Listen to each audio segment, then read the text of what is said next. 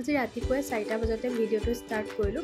কিয় কৰিলোঁ আপোনালোকক দেখাই যাম। এয়া ৰেডি হৈছোঁ ধুনীয়াকৈ, ৰেডি হৈ মেলি আৰু কেইটামান বস্তু লৈ গৈছোঁ লগত, কাৰণ ৰাস্তাত খাবলৈ ৰাতিপুৱা দোকান খোলা নাপাওঁ, চ' সেইকাৰণে লৈ লৈছোঁ আৰু দুটামান।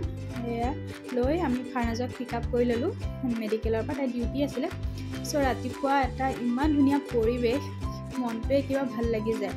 এয়া আমি শিৱসাগৰ যিডাল শিলৰ সাঁকো এডাল পাৰ কৰি আহিলোঁ আৰু এয়া মৰাণ পালোহি। মৰাণ আহি আমি ব্ৰেকফাষ্ট কৰিলোঁ। বৰষুণ দি আছে যিহেতুকে বতৰ ধুনীয়া, মৰ্ণিং সেউজীয়া পৰিৱেশ আৰু লগতে আমাৰ উৎপাত আৰু ফ্ৰেছ হাৱা, লগতে আইচক্ৰীম, খুবেই মনটো ভাল লাগিছে গৈ। আৰু যিডোখৰ আমাৰ জেগা গৈছোঁ সেয়া হৈছে অৰুণাচল নামচাইলৈ গৈছোঁ। ইয়াত আপোনাৰ বহুতকেইখন ৰিজৰ্ট আছে, আপোনালোক যাব পাৰে। আমি বিশেষকৈ এখন ৰিজৰ্টতে গৈছোঁ।